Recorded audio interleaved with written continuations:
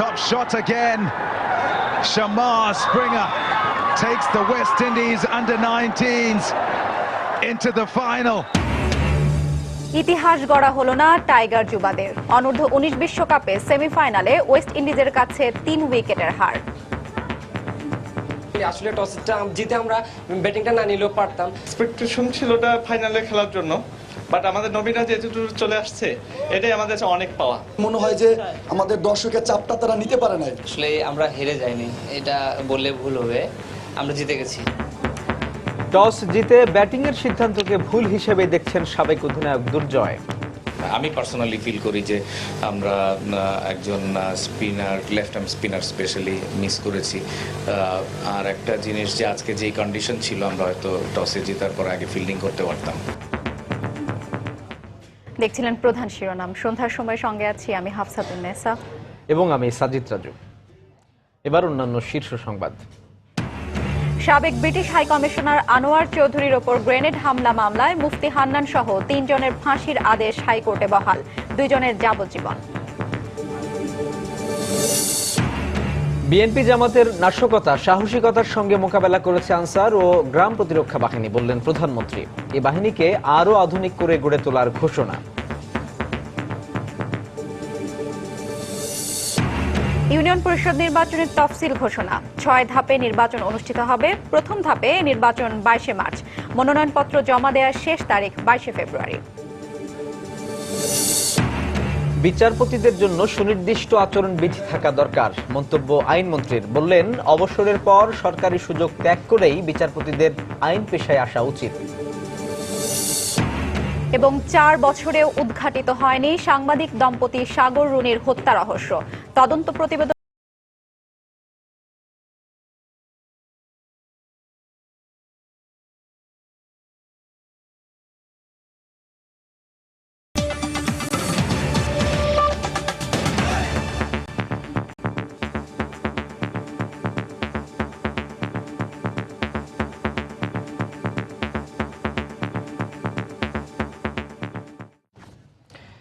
ইতিহাস গড়া হলো না ইয়াং টাইগারদের।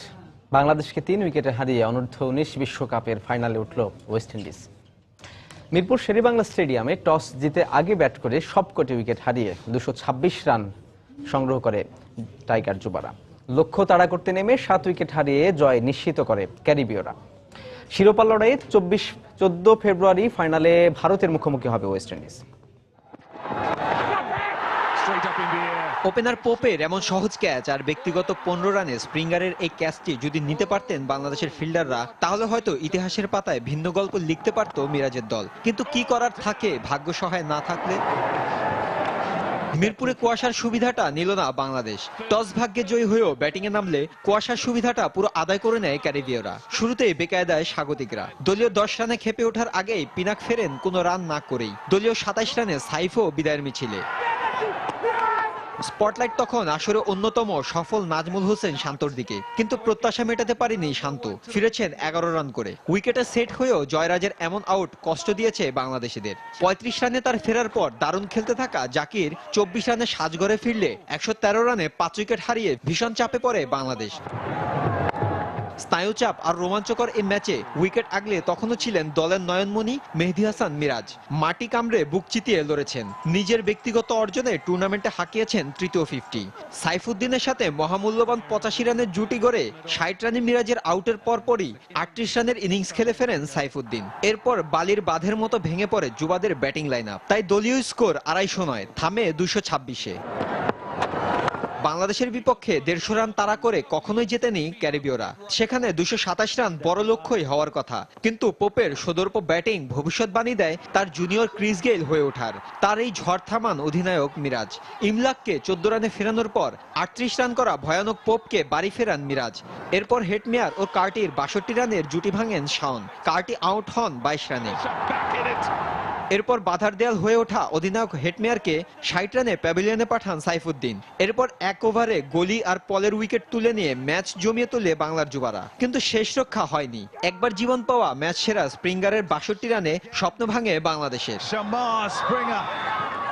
মাহফুজুল ইসলাম, সময় সংবাদ। টস জিতে ব্যাটিং নেওয়ার সিদ্ধান্তটা ভুল ছিল। যার কারণে শেষ পর্যন্ত অনূর্ধ্ব-19 বিশ্বকাপের সেমিফাইনালে হারতে হয়েছে বাংলাদেশকে। এমনটাই মত সাবেক অধিনায়ক নাইমুর রহমান দুর্জয়ের। তবে এই তরুণরাই আগামীতে জাতীয় দলের হয়ে বাংলাদেশকে সাফল্য এনে দেবে বলেও বিশ্বাস এই বিসিবি পরিচালকের। আমাদের আসলে রানটা কম হয়েছে, ডেফিনেটলি বলতে হবে যে আমরা রেগুলার ইন্টারভেলে উইকেটস প্লাস অবশ্যই যে আর্লি ব্রেক থ্রুটা আমরা রিকভার করতে পারিনি ওইভাবে। যেই কন্ডিশন ছিল আমরা হয়তো টসে জেতার পর আগে ফিল্ডিং করতে পারতাম। ওদের স্ট্রেংথ কিন্তু সিম বোলিং, সো আমরা মোটামুটি ওদেরকে একটা গিফটের মতো দিয়েছি। এটা আমাদের একটা গোল্ডেন অপরচুনিটি ছিল যেটা আমরা কাজে লাগাতে পারলাম না, বাট অনেকদিন যাবতই এই টিমটা একসঙ্গে খেলছে, ওরা কয়েকটা ওকেশনে ভালো ক্রিকেটও খেলেছে। সো আমি হোপফুল যে ফিউচারে এরা আমাদের ন্যাশনাল টিমের জন্য সার্ভ করবে, তখন আমরা বেনিফিটেড হব। বড় স্বপ্ন থাকলেও সেমিফাইনাল থেকেই ইয়াং টাইগাররা বিদায় নেয়ায় আশাহত হয়েছেন সমর্থকরাও। তবে যুব বিশ্বকাপের মঞ্চে মিরাজ শান্তদের লড়াকু পারফরমেন্সের প্রশংসার পাশাপাশি ভক্তদের প্রত্যাশা ভবিষ্যতে এই ক্রিকেটারদের হাত ধরেই আসবে সফলতা। এতটা কষ্ট পাই নাই 2012 সালে এশিয়া কাপে হারার পরে, আজকে এরকম কষ্টটা লাগতেছে।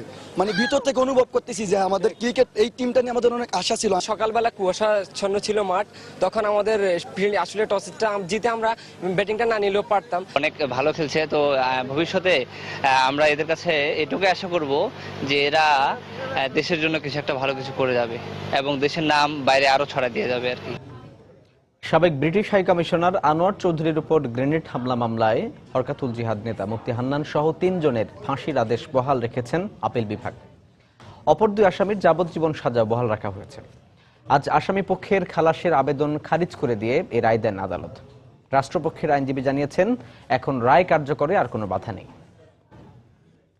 2004 সালে সিলেটে হযরত শাহজালালের মাজার জিয়ারতের সময় তৎকালীন বাংলাদেশে নিযুক্ত ব্রিটিশ হাই কমিশনার আনোয়ার চৌধুরীর ওপর গ্রেনেড হামলা হয়। এ ঘটনায় 2 পুলিশ কর্মকর্তা সহ 3 জন ঘটনাস্থলে নিহত হন। আহত হন ব্রিটিশ হাই কমিশনার সহ অর্ধ শতাধিক। আলোচিত এই মামলার তদন্ত শেষে 2007 সালে হরকাতুল জিহাদ নেতা মুফতি হান্নান সহ 5 জনের আনুষ্ঠানিক বিচার শুরু হয়। পরের বছর হুজি নেতা হান্নান সহ 3 জনকে ফাঁসি ও 2 জনের যাবজ্জীবন কারাদণ্ডের রায় দেন সিলেটের একটি আদালত। বৃহস্পতিবার এই রায়ের বিরুদ্ধে আসামি ও রাষ্ট্রপক্ষের করা আপিল চূড়ান্ত নিষ্পত্তি করে বিচারিক আদালতের দেয়া রায় বহাল রাখলেন হাইকোর্ট। আসামি ছিল 5 জন, মুফতি আব্দুল হান্নান, শরীফ শাহেদুল ইসলাম ওরফে বিপুল আর দেলোয়ার হোসেন ওরফে রিপন। এই 3 জনের ফাঁসির আদেশ ছিল নিম্ন আদালতে, উচ্চ আদালতে সেই আদেশ বহাল রেখেছে। অন্য 2 জন আসামি অর্থাৎ মুফতি আব্দুল হান্নানের ভাই নাম হচ্ছে মুফতি মহিউদ্দিন ওরফে আবু জান্দাল এবং আরেকজন মহিবুল্লাহ ওরফে মফিজুর রহমান ওরফে অবি, এই 2 জনের যাবজ্জীবন জেল হয়েছিল, সেই আদেশও বহাল রয়েছে। তিনি জানান, এই রায়ের ফলে তাদের দণ্ড কার্যকরে আইনগত কোনো বাধা নেই। যেহেতু আদেশ দিয়েছে, এখন যে নিম্ন আদালত যে আদেশ দিচ্ছিল সেই আদেশ মোতাবেক ব্যবস্থা নেওয়া। এদিকে রায়ের সময় আদালতে আসামিপক্ষের কোনো আইনজীবী উপস্থিত না থাকলেও মুফতি হান্নান ও তার ভাইসহ অভিযুক্ত 4 আসামির আইনজীবী জানিয়েছেন, এই রায়ের বিরুদ্ধে সুপ্রিম কোর্টে আপিল করবেন তারা। আসামিরা বর্তমানে ঢাকা কেন্দ্রীয় কারাগারে রয়েছেন। আফজাল হোসেন, সময় সংবাদ, ঢাকা। বিচারপতিদের জন্য একটি আচরণবিধি থাকা দরকার বলে মন্তব্য করেছেন আইনমন্ত্রী আনিসুল হক। সকালে সচিবালয়ে সাংবাদিকদের তিনি কথা বলেন। তিনি বলেন, অবসরের পর সরকারি সুযোগ ত্যাগ করেই বিচারপতিদের আইন পেশায় আসা উচিত। মাননীয় প্রধান বিচারপতিকে অনুরোধ করব যে আজকে বোধহয় বিচারপতিদের একটা কোড অফ কন্ডাক্টের খুব প্রয়োজন হয়ে গেছে। তারা তাদের বিবেক দ্বারা চালিত হবেন এবং তারা যেহেতু বিজ্ঞ বিচারপতি, সেই জন্য তাদেরকে এটা বলে দেওয়ার কোনো প্রয়োজন নাই যে কি কি আচরণ তারা করবেন। সেই জন্যই কিন্তু এতদিন কোনো রুলস ছিল না। আজকের বাস্তবতায় যেটা উপলব্ধি করা যাচ্ছে সেটা হচ্ছে সেই প্রেক্ষিত আর নাই। দুঃখের হলেও এটা সত্য। সেই কারণে আমার মনে হয় যে একটা রুলস করে দেওয়া উচিত। অবসরের 1 বছরের মধ্যেই সব সরকারি সুবিধা নিয়ে কোনো বিচারপতির আইনজীবী হিসেবে কাজ করাকে চরম অনৈতিক ও বেআইনি বলে মন্তব্য করেছেন সাবেক অতিরিক্ত অ্যাটর্নি জেনারেল MK রহমান। প্রয়োজনে প্রধান বিচারপতি বিচারকদের আচরণবিধির সংশোধন করতে পারেন বলেও জানান তিনি। হাইকোর্টের একজন স্থায়ী বিচারক যদি উনি অবসরে যান, উনি সুপ্রিম কোর্টের তালিকাভুক্তি যদি ওনার থাকে, আগে থেকেই উনি প্র্যাকটিস করতে পারবেন। এই প্র্যাকটিস করার অর্থ একটা সময়সীমা পার হতে হবে, বিকজ উনি 1 বছর পর্যন্ত সরকারি গাড়িটি ব্যবহার করতে পারবেন। সুপ্রিম কোর্টে যে জাজ হিসাবে যদি বাড়িতে থাকেন, সে বাড়িতেও 1 বছর থাকতে পারবেন। উনি একটা স্টাফও পাবেন, ওনার সঙ্গে সিকিউরিটি গার্ডম্যান থাকলেও সেটাও উনি পাবেন। এই সুযোগ সুবিধা নিয়ে, রাষ্ট্রীয় সুযোগ সুবিধা নিয়ে উনি তো প্রাইভেট প্র্যাকটিস করতে পারবেন না, এবং সেটা চরম অনৈতিক এবং বেআইনি। আমি যত জানি আচরণবিধি অথবা কোড অফ কন্ডাক্ট সুপ্রিম কোর্টের বিচারকদের জন্য অনেক আগেই এটা প্রণীত হয়েছে। প্রধান বিচারপতি তো অনেক কিছু করতে পারেন, ওনার ইতিহাস তো আছেই। কোড অফ কন্ডাক্টের প্রয়োজনীয় সংশোধনী আনা যেতে পারে, এটা পরিমার্জন করা যেতে পারে, পরিবর্তন করা যেতে পারে। সন্ধ্যার সময় আরো থাকছে। কক্সবাজার টেকনাফ সড়কে হাজার হাজার ঝাউ গাছ কেটে সাবার। বন বিভাগের সঙ্গে আঁতাতে চলছে এ নিধন, অভিযোগ এলাকাবাসীর।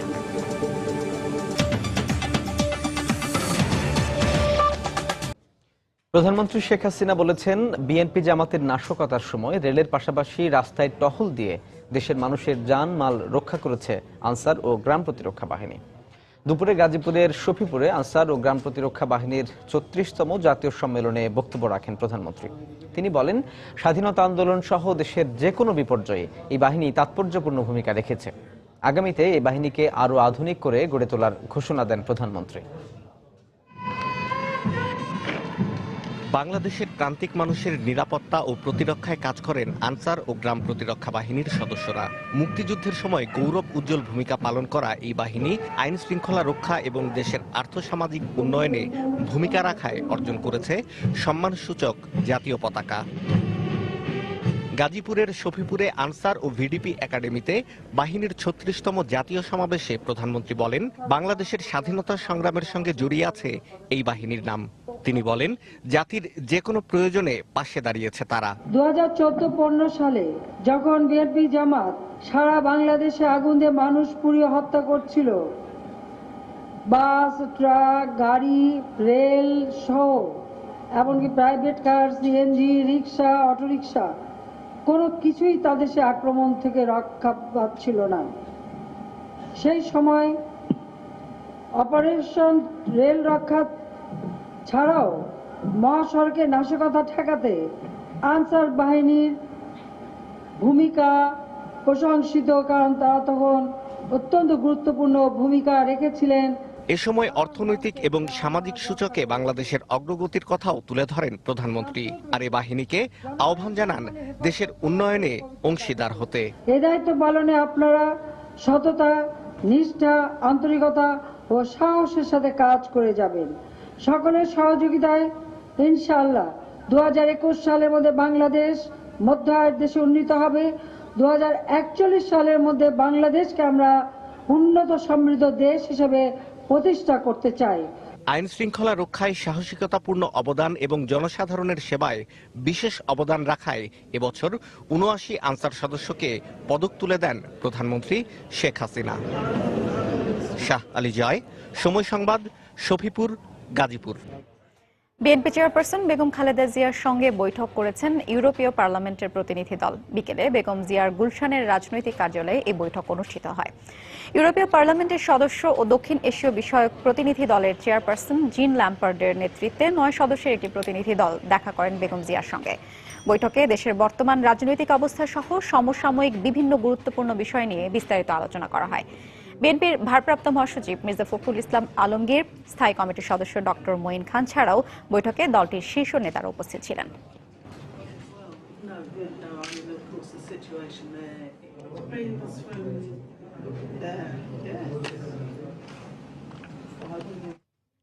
ইউনিয়ন পরিষদ নির্বাচনের তফসিল ঘোষণা করেছে নির্বাচন কমিশন।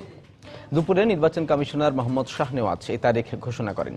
এবারে সারা দেশের ইউপি নির্বাচন ৬টি ধাপে অনুষ্ঠিত হবে। প্রথম ধাপে ২২ মার্চ ভোট গ্রহণের মধ্য দিয়ে শুরু হবে ইউনিয়ন পরিষদ নির্বাচন। পৌর নির্বাচন শেষ হতে না হতেই শুরু হলো ইউনিয়ন পরিষদ নির্বাচনের ডামাডোল। বৃহস্পতিবার তফসিল ঘোষণার কথা থাকলেও বেলা গড়িয়ে দুপুর, তবু তফসিলের বিষয়ে আনুষ্ঠানিকভাবে কিছু জানায়নি ইসি। বেলা ২:৩০টার দিকে ৬ দফায় অনুষ্ঠিত ইউপি নির্বাচনের সময় জানান নির্বাচন কমিশনার মোহাম্মদ শাহনেওয়াজ। ইউনিয়ন পরিষদে প্রায় ৪৫০০-এর উপরে নির্বাচন হবে। এগুলো প্রায় সবগুলোই বিভিন্ন সময় আমাদের করতে হবে, একদিনে করা সম্ভব না, কয়েকটা ধাপে আমরা করছি। আমরা কঠোর হুঁশিয়ারি দিয়ে দিতে চাই, যদি কেউ আইনশৃঙ্খলা বাহিনী তাদের দায়িত্ব দায়িত্ব পালন করতে ব্যর্থ হয় অথবা ইচ্ছা করে দায়িত্ব পালনে অবহেলা করে, তাহলে আমরা সাথে সাথে ব্যবস্থা নেব। প্রথম ধাপে 752টি ইউনিয়ন পরিষদের নির্বাচন অনুষ্ঠিত হবে 22 মার্চ। মনোনয়নপত্র জমা দেওয়ার শেষ তারিখ 22 ফেব্রুয়ারি, যাচাই বাছাই 23 ও 24 ফেব্রুয়ারি, আর প্রত্যাহারের শেষ দিন 2 মার্চ। এছাড়া দ্বিতীয় ধাপে 710টি ইউনিয়ন পরিষদের নির্বাচন 31 মার্চ, তৃতীয় ধাপে 711টির 23 এপ্রিল, চতুর্থ ধাপে 728টির 7 মে, পঞ্চম ধাপে 714টি ইউপির নির্বাচন হবে 28 মে, আর সবশেষ ষষ্ঠ ধাপে 660টি ইউনিয়ন পরিষদের নির্বাচন অনুষ্ঠিত হবে 4 জুন। এবারই প্রথম দলীয় প্রতীকে হতে যাচ্ছে স্থানীয় সরকার ব্যবস্থার প্রারম্ভিক স্তরের এই নির্বাচন। রাশেদ লিমন, সময় সংবাদ, ঢাকা। দেশের অভ্যন্তরীণ বিষয়ে পাকিস্তানের হস্তক্ষেপ বরদাস্ত করা হবে না বলে হুঁশিয়ার করেছেন আওয়ামী লীগ নেতারা। তারা বলেন, বাংলাদেশের অগ্রযাত্রাকে ব্যাহত করতে এখনও দেশে বিদেশে চক্রান্ত চলছে। সকালে ধানমন্ডিতে আওয়ামী লীগের দলীয় সভানেত্রীর কার্যালয়ে 14 দলের সঙ্গে পেশাজীবীদের বৈঠকে তারা এই কথা বলেন। যারা হুমকি দিচ্ছে বাংলাদেশকে, অভ্যন্তরীণ ব্যাপারে হস্তক্ষেপ করছে, সেই পাকিস্তানের বিরুদ্ধে আমরা প্রতিবাদ করছি, পাকিস্তানি শাসকদের বিরুদ্ধে প্রতিবাদ করছি। সেই দোষরা যারা 71 সালেও ছিল তারা একই ভাবে আছে। সে সময় মুসলিম লীগের নামে ছিল, জামাতের নামে ছিল, এখন তারা বিএনপি জামাতের নামে তারা আছে। এই অপশক্তিকে রুখে দেওয়ার জন্য আমরা আজকে মাঠে নামছি। তাদের এই অপকর্ম গণহত্যাকে আড়াল করার জন্য তারা শুরু থেকে মিথ্যাচার করে এসেছিল, তারা বারবার অস্বীকার করে এসেছিল।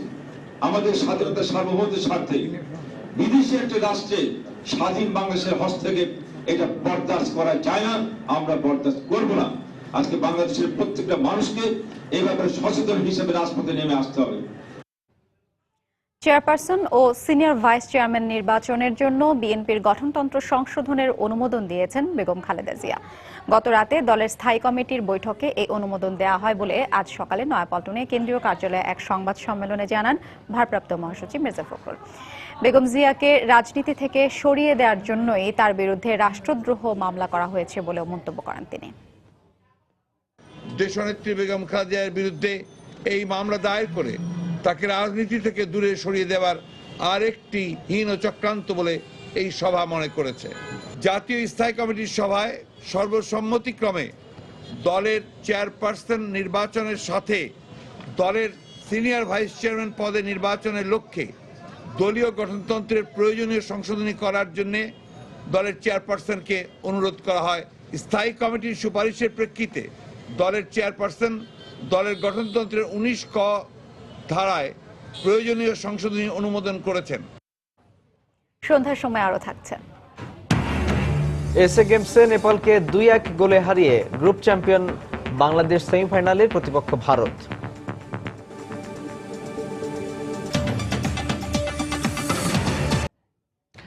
সাংবাদিক দম্পতি সাগর সরোয়ার ও মেহরুন রুনি হত্যাকাণ্ডের 4 বছরেও রহস্য উদ্ঘাটিত হয়নি।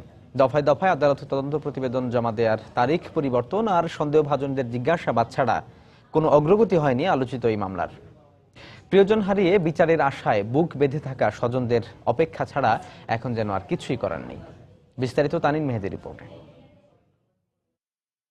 2012 সালের 11 ফেব্রুয়ারি রাজধানীর পূর্ব রাজাবাজারে নিজেদের ফ্ল্যাটে সাংবাদিক দম্পতি সাগর রুনি খুন হওয়ার পর তৎকালীন স্বরাষ্ট্রমন্ত্রী 48 ঘন্টার মধ্যে ঘাতকদের খুঁজে বের করার আশ্বাস দেন। 48 ঘন্টার মধ্যে যাতে করে এই হত্যাকারীদের যাতে ধরা যায়। কিন্তু সেই ঘোষণা বাস্তব হয়ে ওঠেনি আজ পর্যন্ত।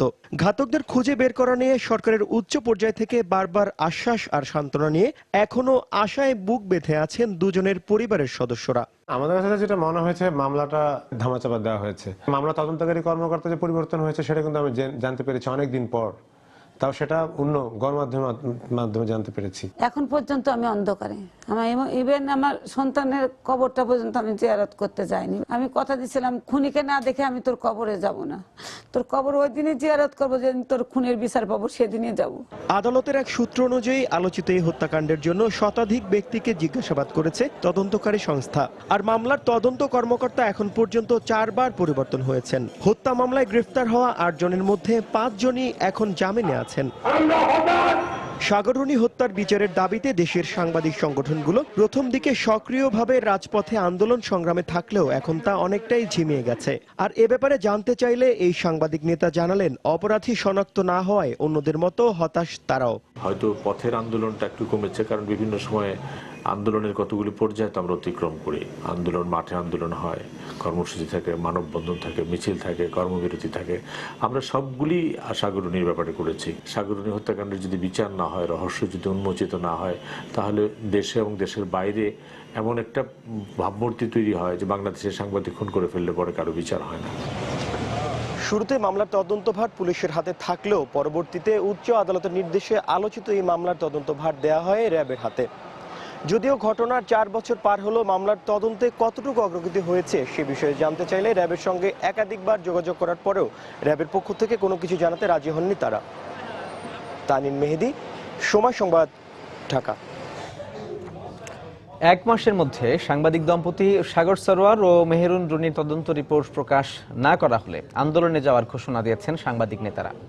ঢাকা রিপোর্টার্স ইউনিটিতে সাগর সরোয়ার ও মেহেরুন রুনির হত্যার বিচার দাবিতে আয়োজিত সমাবেশে এই হুঁশিয়ারি দেন তারা। এ সময় সাংবাদিক নেতারা অভিযোগ করেন, হত্যাকাণ্ডের পর তদন্তের নামে 4 বছর অতিবাহিত হওয়ার পর হত্যাকাণ্ডটিকে ভিন্ন খাতে প্রবাহিত করার চেষ্টা করা হচ্ছে। রাজনৈতিক সদিচ্ছার অভাবে এখনও এই হত্যাকাণ্ডের কোনো সুরাহা করা হচ্ছে না বলে অভিযোগ করেন বক্তারা।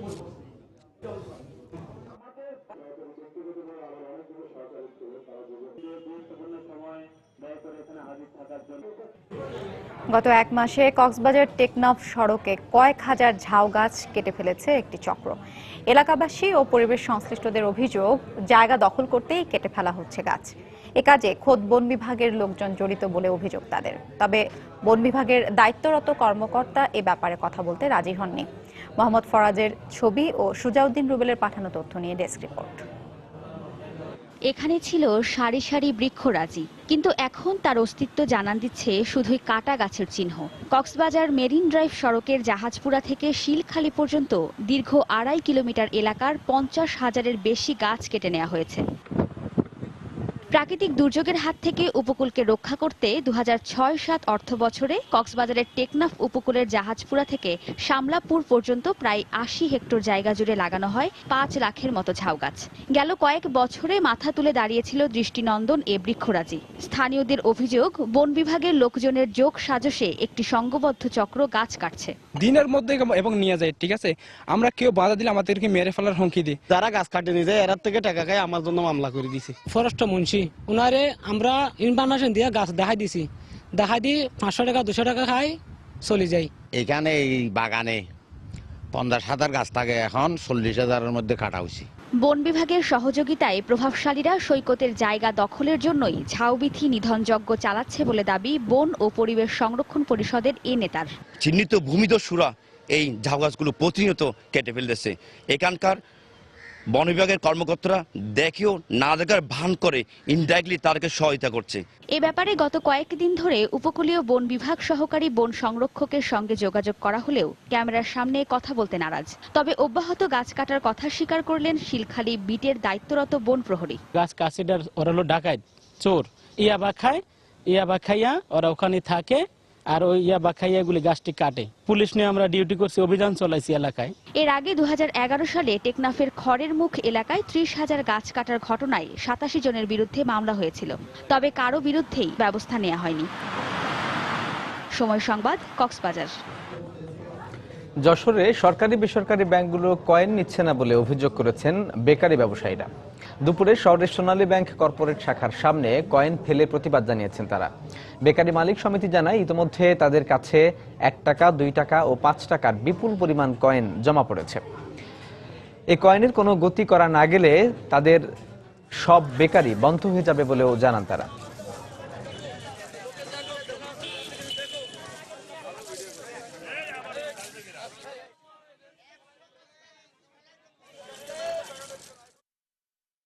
আমাদের কাছে একটা প্রতিশ্রুতি আসলো যে কয়েন নেওয়া হবে। সেই নেওয়ার প্রতিশ্রুতিতে আমরা বিভিন্ন ব্যাংকে রেজগি নিয়ে যাচ্ছি, অথচ আমাকে প্রতিশ্রুতি দেওয়া সত্ত্বেও কোনো ব্যাংক ম্যানেজার রেজগি নিচ্ছে না। গতকালকে এক জায়গায় নিয়ে গেছি, তারা ব্যাংকের বাইরে চাইলেই ফেলাইতেছে।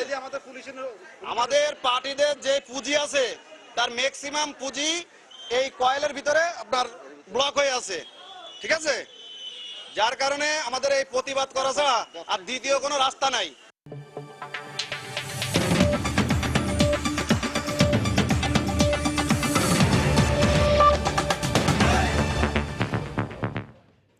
অবশেষে মৃত্যুর কাছে হেরে গেলেন বরফের নিচ থেকে জীবিত উদ্ধার হওয়া ভারতীয় সেনা সদস্য হনুমান থাপ্পা। বৃহস্পতিবার দিল্লির সামরিক হাসপাতালে চিকিৎসাধীন অবস্থায় শেষ নিঃশ্বাস ত্যাগ করেন তিনি। কাশ্মীরে সিয়াচেন হিমবাহ এলাকায় তুষারধসের 6 দিন পর বরফের নিচ থেকে জীবিত উদ্ধার করা হয় তাকে। নিউমোনিয়া ও হাইপোথার্মিয়ায় আক্রান্ত হয়ে তার মৃত্যু হয় বলে চিকিৎসকরা জানিয়েছেন। গেল ৩রা ফেব্রুয়ারি ৬,০০০ মিটার ওপরে সিয়াচেন হিমবাহের ওই ধসে থাপ্পা সহ আরও 9 সেনা সদস্য বরফের নিচে চাপা পড়েন। এক টুইট বার্তায় হনুমান থাপ্পার মৃত্যুতে শোক জানিয়েছেন প্রধানমন্ত্রী নরেন্দ্র মোদী।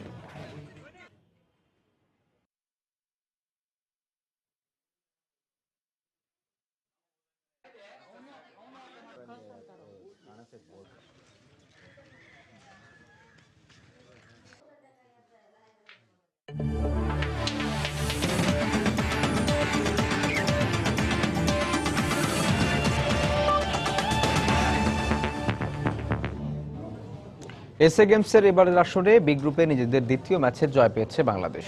নেপালকে 2-1 গোলে হারিয়েছে হেমন্ত রেজারা। এই জয়ে গ্রুপ চ্যাম্পিয়ন হয়েই সেমিফাইনালে নাম লিখিয়েছে লাল সবুজের প্রতিনিধিরা।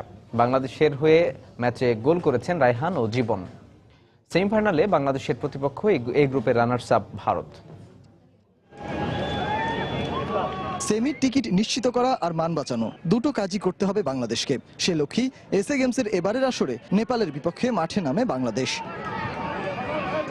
অগোছালো শুরুতে ছিন্ন ভিন্ন হয় বাংলাদেশের রক্ষণভাগ। 3 মিনিটে ডি বক্সের বাইরে রঞ্জন বিষ্ঠাকে রায়হান ফাউল করে বসলে ফ্রি কিক পায় নেপাল, যেখান থেকে গোল করে নেপালিজ সমর্থকদের আনন্দে মাতিয়ে তোলেন অনন্ত তামাং।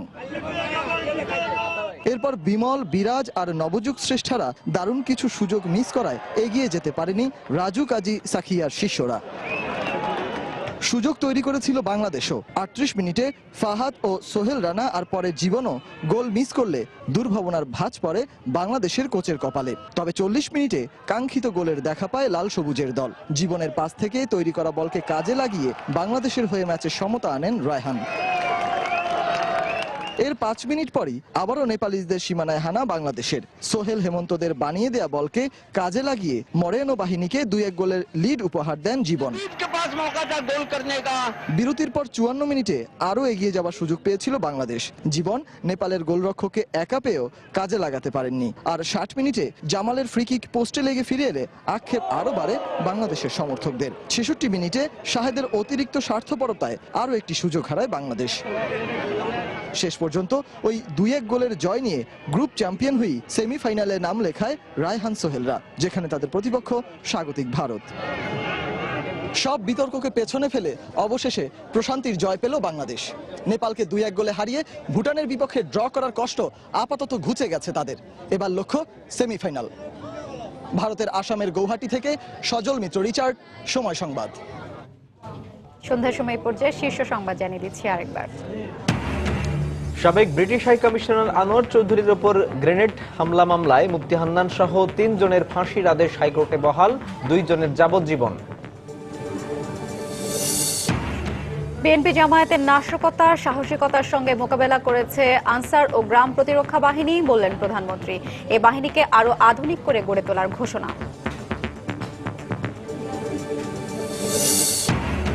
ইউনিয়ন পরিষদ নির্বাচনের তফসিল ঘোষণা। 6 ধাপে নির্বাচন অনুষ্ঠিত হবে। প্রথম ধাপে নির্বাচন 22 মার্চ, মনোনয়নপত্র জমা দেওয়ার শেষ তারিখ 22 ফেব্রুয়ারি। 4 বছরে উদ্ঘাটিত হয়নি সাংবাদিক দম্পতি সাগর রুনির হত্যা রহস্য। তদন্ত প্রতিবেদন জমার তারিখ পরিবর্তন আর সন্দেহভাজনদের জিজ্ঞাসাবাদেই সীমাবদ্ধ কার্যক্রম। এবং ইতিহাস গড়া হলো না টাইগার যুবাদের। অনূর্ধ্ব 19 বিশ্বকাপে সেমিফাইনালে ওয়েস্ট ইন্ডিজের কাছে 3 উইকেটের হার। আগে ব্যাটিংয়ের সিদ্ধান্তকে ভুল হিসেবে দেখছেন সাবেকরা।